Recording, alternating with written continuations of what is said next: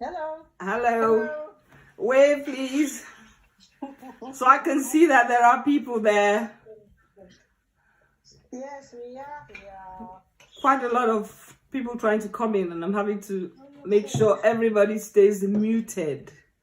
So good evening, everyone. My name is Denise Ejo. I'm your host for tonight, and we're going to be talking about cancer. So it's titled, let's have a chat about cancer. I hope there's no one scared about that. We've got quite a lot of people trying to come in, so I'm just trying to get them all in, at least as far as I can, until we get to a point. I keep saying I admit all, and then a new set comes in and it keeps going. So let me try and get everybody in so that we can mute everybody off.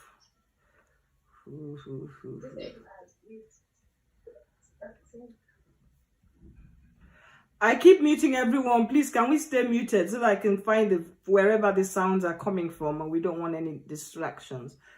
Okay, hold on.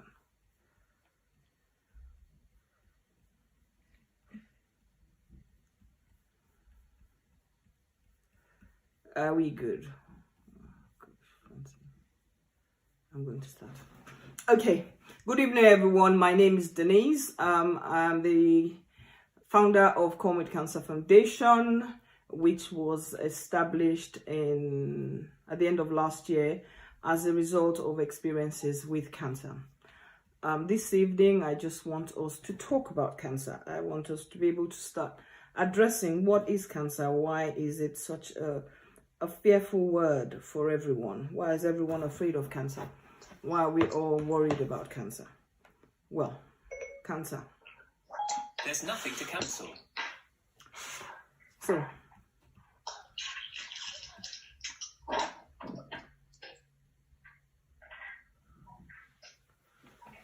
my story is titled Living with Cancer Intentionally. What is cancer? What are we afraid of? Why is cancer such a big thing? There are lots of questions a lot of people ask. Why am I the one? What did I do wrong? Did I do anything wrong? Am I the cause of the problem? No, you're not. That's the starting point. No, you're not. So, as we start to talk about cancer today, I am hoping that we will all take this journey and take it not just as a journey about cancer, but as a journey about what we can all do to help those who are living with cancer, going through it, being through it, or supporting someone by just holding their hand. That's what this is all about. Cancer Come With Foundation was founded as a result of too many people dying of cancer. And the fear of the word, as I call it, the C word. The C word is cancer. Why? Why do we call it the C word? It's a word. It's cancer. It kills. Yes, we do know that. But what do we want to get out of all of this? How much pain is it causing? How many people are crying? How many people are sad? How many people feel that with what is going on, they can't go? So I'm going to start with, and I'm starting today with the statement, my story. My story is I, Denise, live with cancer. And I say it. I live with it. Not easy. I'm telling you, it's very daunting to say that. But knowing that I have come to terms with it is a good starting place for me. And I'm not prepared to continue to lie to myself that it's the C word, because it's not the C word. It's my world. It's a world that I have and I live in. And no matter what I do, I can really trust God at the end of it all. But somewhere along the line, I do live with cancer. And that's the bottom line. So my story, what's my story about? Let's start with where I started. So I'm not talking for long today, and I'm going to continue not ever talking for long or getting speakers that don't talk for long, so that we all have an understanding of how it feels. My story, and I'll start with the signs. In 2015, I started having headaches. And I didn't understand the headaches. And I didn't understand why I had the headaches. But there were so many things going on around, I didn't notice it. You know, when you've got something wrong and you know that it's just a headache, so you just leave it. It's just a headache. I'll just take painkiller. It will go. I've got a headache. That was where we were. That's what it was all about. And I started this journey. By August 2016, I now knew that, yes, there was a challenge. There is a challenge. There is something going on, and I don't know what it is. I missed so many things that should have told me there was something wrong, all because I said it was a headache. I was listening to my body. My body was telling me something was wrong. I'm not going to lie about it. At the time I was diagnosed, I was in Abuja, and my brother called me and said, Denise, I'm not very well. And I said, okay, when I get to Lagos, we will go to a doctor. And I started a journey going with him, because he said he's not feeling very well. Going with him on his journey, not realizing it was my journey that we were about to be going on. Went round and round, from one doctor to the other, from earache, because I had earache, to headaches, till I got to the point where I couldn't see from one side of my head, and I didn't notice. So I'm trying to say, I didn't notice. I just noticed I had a headache. And then we stopped. The pain is excruciating. Then I know, yes, there is a problem. Well, human beings, cancer is not easy. You don't want to be seen as diagnosed as having cancer.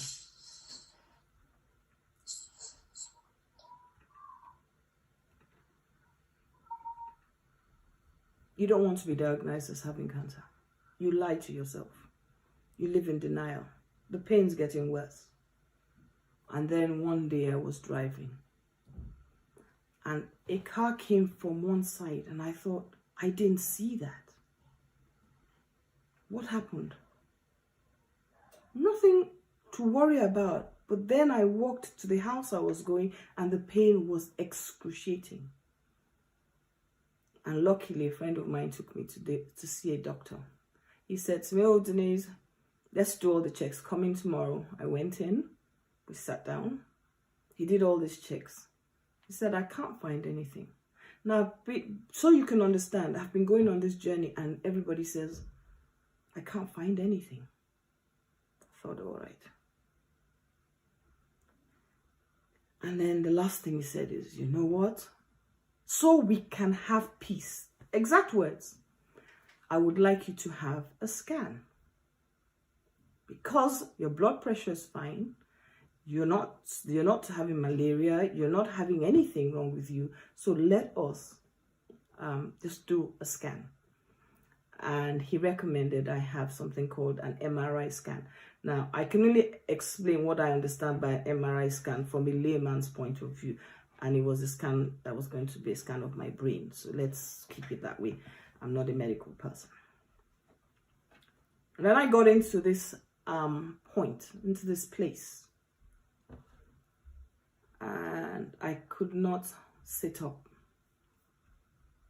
I thought, the guy now said, let's do this. I lay down, my head was banging as if they'd taken hammers and were really, really banging it. And then he came back out and said, oh, I need to give you something called dye. I said, what's dye? He said, it's something we've got to put in to your arm.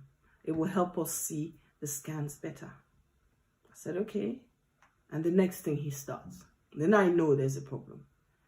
Do you have high blood pressure? No. Do you have diabetes? No. Do you have no? Do you have... And I thought, excuse me, why are you asking me all these questions? That was the first thing I said to him. Why are you asking me all these questions? He said, well, we've seen something, but we're not sure. So let us see it. So let's try again. Then we finished, and I got up. And he said, we've seen, as he used the word mass, we've seen 2 masses in your brain. Even as I talk about it, I'm going to be honest with you, my heart is banging. I'm trying to keep this as real as possible. And then I go into a state of, I'm confused. Why? What? What does it mean? What is the cause of this? Because he doesn't tell you anything. You see, these medical people, they won't tell you very much. They will just start to be doing tests, and you'll be standing there and you'll be in shock and you'll be wondering what's going on. But actually, they're doing their tests. And then I became numb. After 24 hours, I became numb. Then I start to process the information. I start to go after it one at a time. The days are going by. I'm not clear. And then I think, okay, there's a journey ahead of me. 2 days later, I get the results of this scan. And to my greatest horror, it gave me some medical terms. So you get it, some medical terms. But basically, it gave me a name of a cancer, or 2 probable cancers that I could have. And I sat and I looked at it, and I started to cry. And I thought, what's this? What's going on? And I searched for the first one on Google. You see, this Google is your friend. Please, I agree it's your friend, but be very mindful. Please, I beg everybody, be mindful. And the first thing it said, whatever the name of that cancer was, I was expected to die in 3 weeks. Wow. So I shot it, and I thought, no. This is definitely not for me. I'm not even accepting this. I'm not even going down this road at all. And luckily, friends, I think one of my directors is online at present. I called a few people, I called my family, and they said, well, Denise, what do you want to do? And that was when we decided, and I flew out within 6 hours. I'm privileged, and I stated very soundly, I am very privileged, because I know full well that if I had not flown out, I will not be talking today. Not for anything, not because I would not have been able to afford the next steps or where I am today. I couldn't have done it. I'm a teacher. I was heading a school. So what exactly do I have? A private school? That's it. I had to now start working through it. Working through this journey, as I call it. I got into what's it called?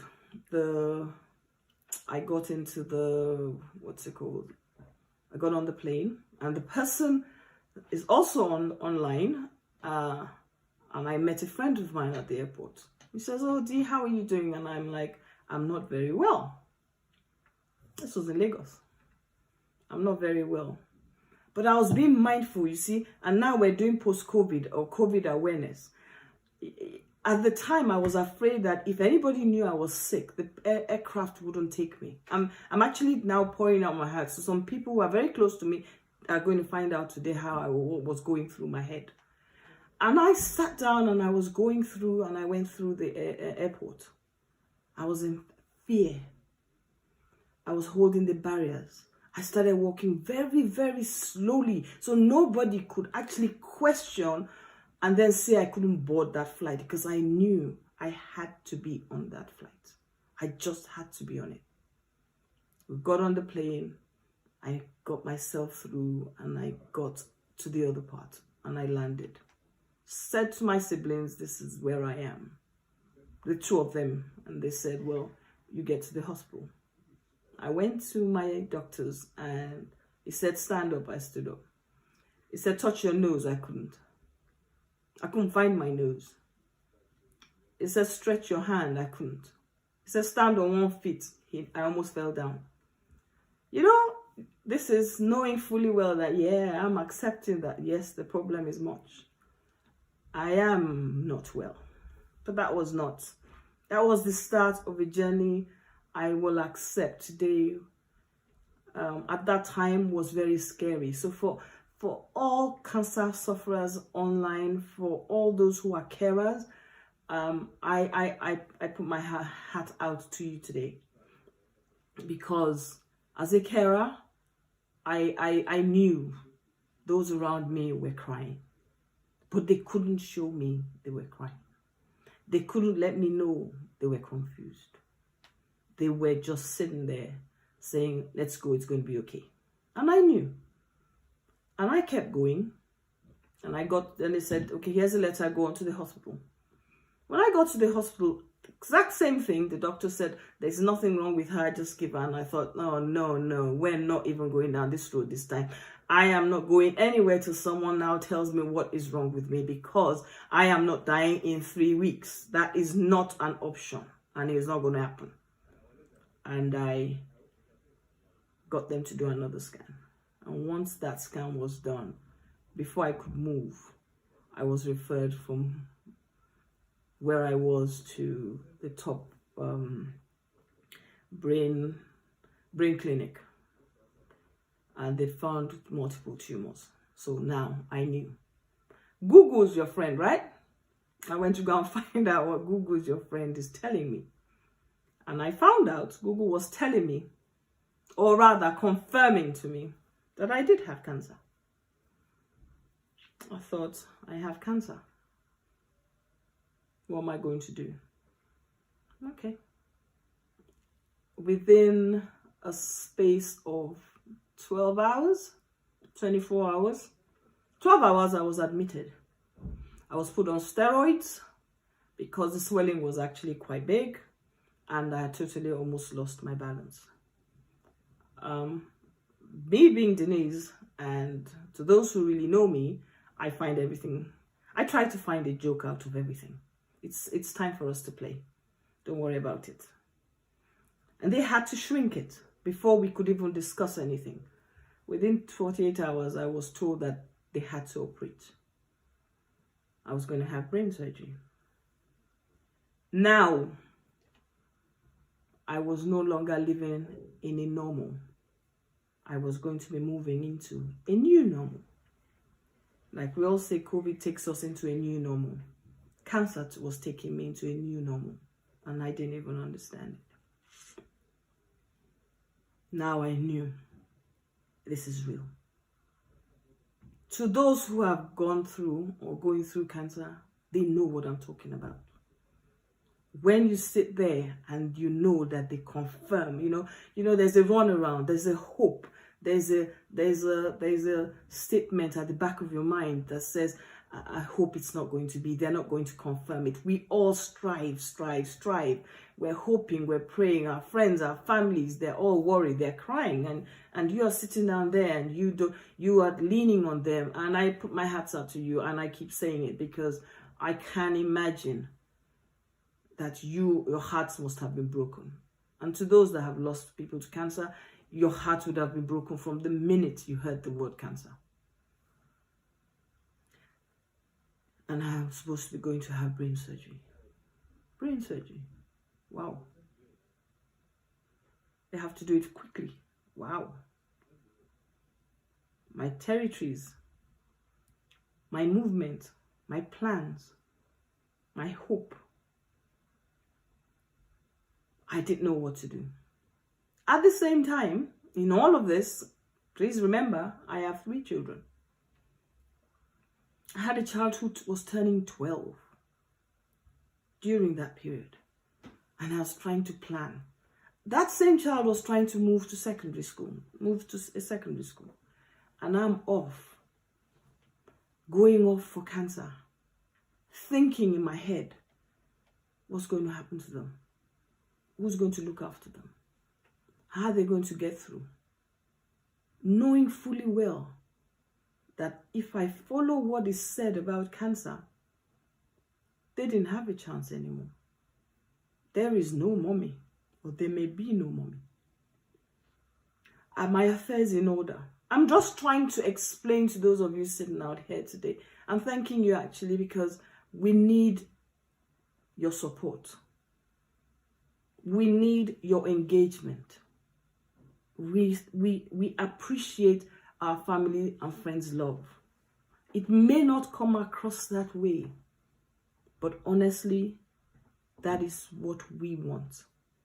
And we appreciate it. And we appreciate those around us. We appreciate all they do for us. And we know that you cry when you go to bed. We know that you cry when you see us in pain. We know you cry when you see us going through the chemo. I have been going through chemo since 2017. As I speak to you, I came back from chemo at 4:30 this afternoon.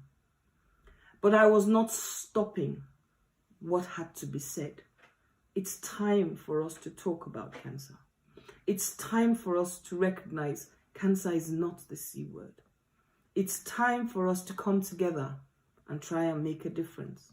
Try and influence the lives of others. Try and support others. I can't do it alone. I only chair an NGO.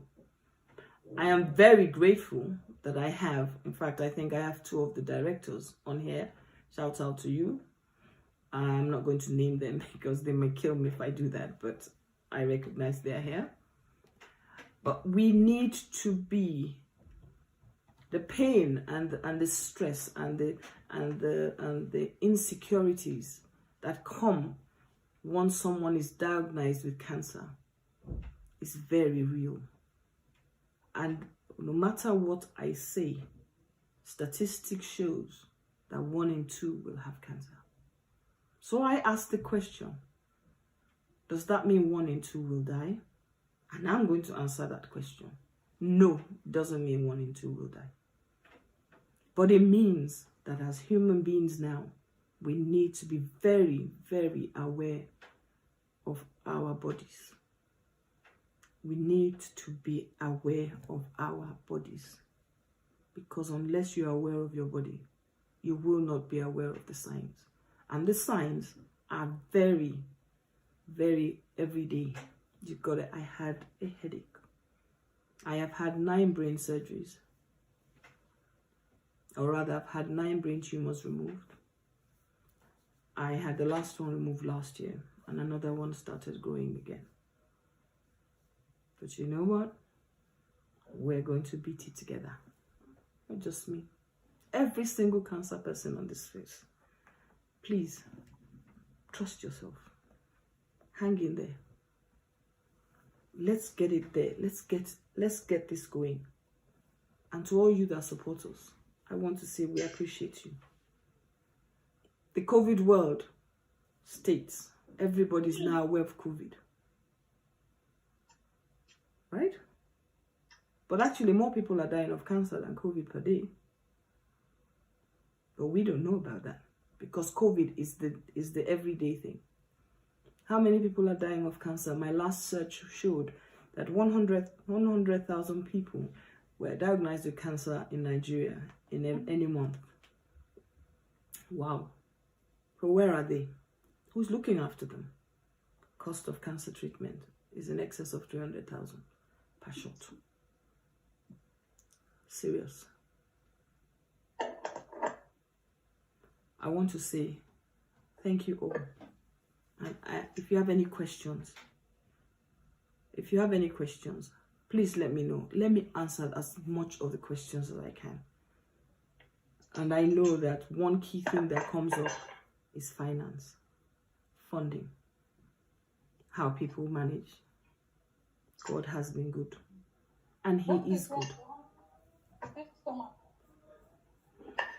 Can we all switch off? Oh, gosh. I'm muting again. So, thank you everyone for listening. And I'm going to now try and start to look because I think that I have quite a lot of questions on here.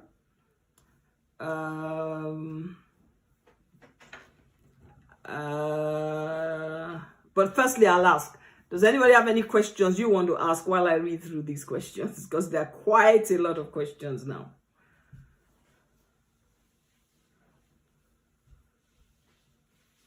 Somebody's asked me, where was the MRI done? The MRI was done at Verdict in Lagos. And I would like to say one of people I actually have a lot of respect for is Dr. Ben. That's what I know him as. I don't know his surname, but Dr. Ben was the one person that encouraged me through it. And he made it seem very easy, but he also made me realize there was somewhere there was a reality, and I should be prepared for it.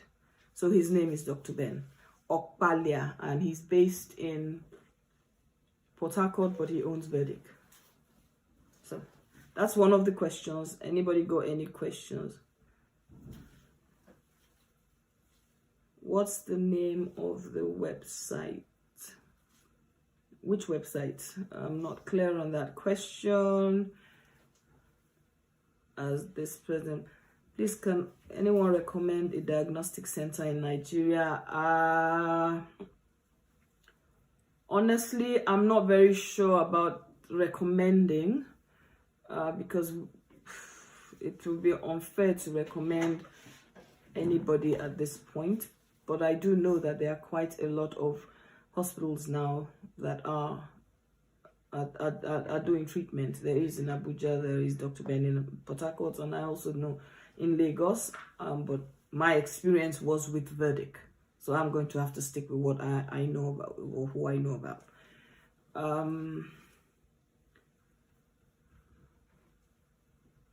The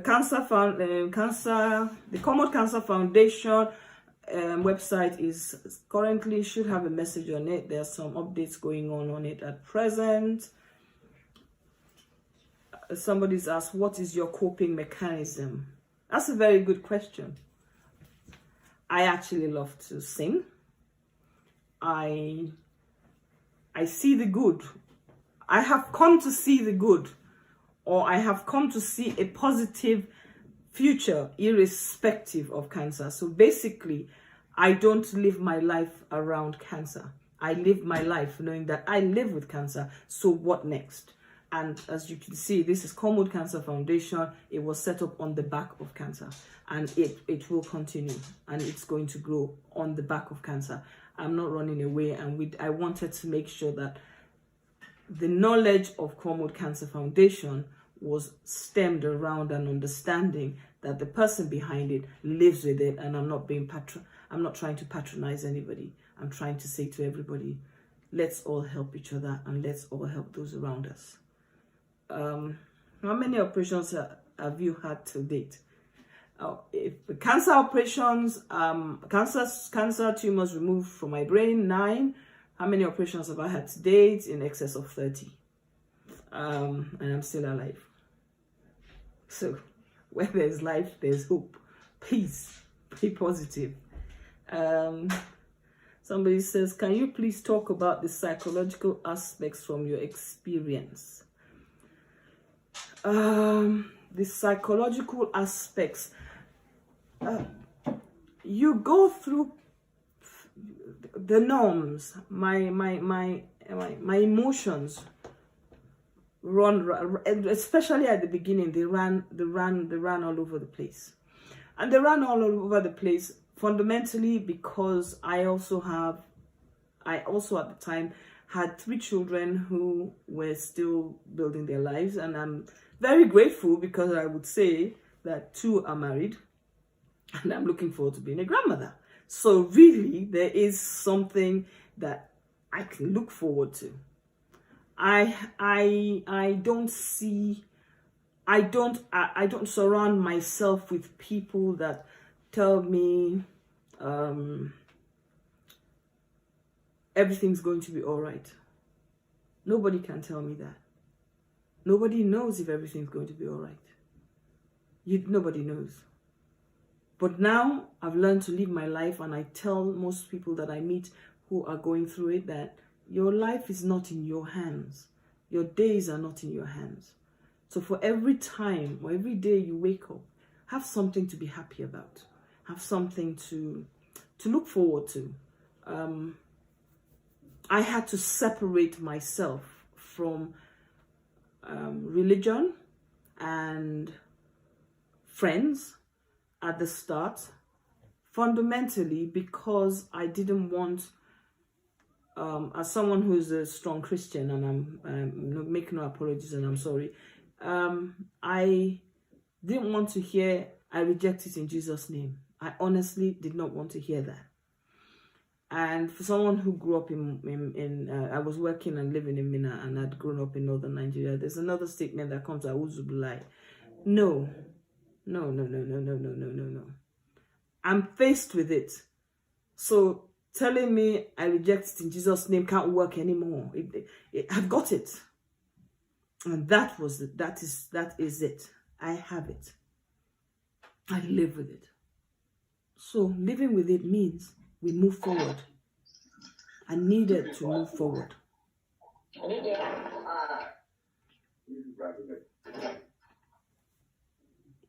I needed to move forward. How do I move forward?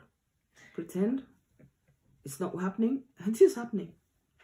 So psychologically, it is an area that, as we go along with Common Cancer, I am hoping that I will be able to get speakers of different areas, because your well-being is also a fundamental area that helps you to go through this battle. Personal well-being of everybody is fundamental in going through this. I have a fantastic network of friends and family, and I know that the only reason I'm still standing today is because God has been faithful to me. That is the truth. But I have support. And the one thing that any cancer person who's listening here will tell their family is it is the love that we get from all those around us that actually makes a significant difference. Even if it's going to be the last journeys, that love is key to moving forward. I hope I've answered that. As a psychiatrist, I work in a lot of areas. Someone said here, as a psychiatrist, I work in a lot of areas of psychological aspects of cancer. Sorry, I don't want to miss that. You definitely have a powerful story, especially. Oh, thank you very much. I really appreciate that, especially in our society where psychological wellness is very minimal. Yes, psychological wellness, well-being. We're going to be having a session on well-being. I am going to be trying to look at getting one or two people to talk about people's options of running away from it. You can't run away from it. It's there. We can only fight it, and we'll fight. And together, we should be able to beat it. The world is changing. Cancer is real. Cancer is not going anywhere, but it's not going to kill all of us. And so we don't need to start dying the minute they tell us we've got cancer, because that's the first reaction. Once that we hear the C word, the first thing we say in our innermost being is, I'm going to die. No, you're not. No, you're not. Don't believe that. I'm not saying you will, everybody will make it, but I'm saying don't have that mindset at the beginning. Try. Face it head on and see how far you go. Do I have any other questions? Does anybody have a question they want me to answer? How is your diet, or rather, how strict is your diet? If you do chemo here, diet doesn't work. One of the things that I learned, and my mother died of cancer just before I got diagnosed, and I kept telling her about her diet, and she kept saying to me, Mom, I used to say to her, Mom, they say you need to eat this and not eat that, and you have to do this and you have to do that. And she says, no, Denise, I don't want it. I was like, what do you mean you don't want it? Yes, you want it. No, I don't want it. I said, no. And I learned that yes, you can't manage diet. Honestly, you can't help a cancer patient manage diet, because if we follow the norm of diet, we can end up not eating altogether. Your body needs the food to fight the treatment. I'm going through chemo at this present time, and in the next 4 or 5 days are going to be not a very nice experience for me. I know that. So after tomorrow is my last free day of being able to do very much. But one thing I did get right: I eat a lot of greens. You can't take chemo without greens, because the greens helps you with your red blood cells. When you take chemo, I have had 3 different types of chemo, and every time I get chemo, I react, and most people react. And by reacting, you end up with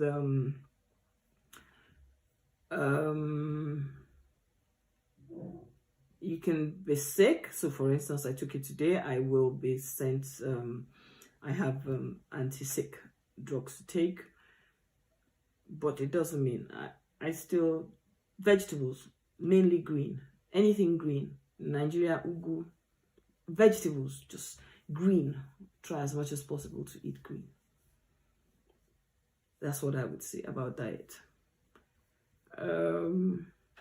I know there are alternative therapies, but when you have been diagnosed with basically stage 4 cancer, and it's the cancer, stage 4 cancer means the cancer has spread. For every day I have life, it's sufficient. Stage 1 or stage 4 is inconsequential. So honestly, I cannot tell you that I'm going to take any other route other than what I'm doing now, because fundamentally, God is the final answer. The Almighty God watches over each and every one of us. I can't depend on what human beings say on this one. So, Carol's hand is up. Carol, I need to find you now and unmute you. So, Hi. Okay, thank you. Go on then, Carol. Hello, Carol. How are you? That was the person I actually flew on the plane with. I don't think she realized that. Carol, do you remember this conversation?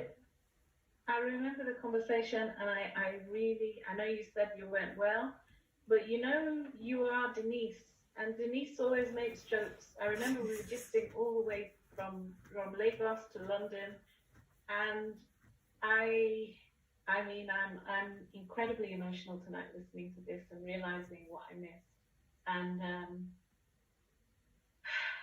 anyway, that's another thing. That's another journey that I've got to go on. Sorry. Don't cry. Be cheerful. This is it. We got to all beat this. Denise, I'm just so proud of you. I'm so proud of the journey that you're on. I'm so proud of how strong you are. And I know it's not always been your story. I know that we had this conversation yesterday. So I know it's not always been easy. But I'm just so proud of you. I'm so proud of what you're doing. I'm so proud of the fact that you're sharing your story, as difficult as it is, and you're standing strong. And I just want to encourage you to keep doing what you're doing. And please, what I will say to you know, I think my frustration is I wish you had been this transparent a little earlier, but then I have to ask myself, you know, have I been a good friend? Because, well, anyway. Thank you. Let's just leave those words on today. But I love you, and I'm very, very proud of you. Thank you very much. I will be there to support you in any which way I can. Thank you. I love you. Love you too. Thank you. That was quite encouraging, actually, Carol. And I'm not going to go into any crying. No chance. I have another friend. No. Oh, Basira, this is a nice one. This is an OGQC. I am an OGQC. Old Girls Queen's College. and a clinical oncologist. Oh, fantastic, so that when we start raising money, we can call you to help us with this guidance, because we are really going to be going towards that. I'm mighty proud of your acceptance with the diagnosis. I'm happy you talked about it with people in denial and seeking religious houses that are most times misleading, which is very true. I will really appeal to people. Diagnosis, no, please, just face it. That somehow we'll get past it. Somebody says, how many operations have you had to date? I've answered that. How did you break the news to your children, and how are they coping? How did I break the news to my children? Okay.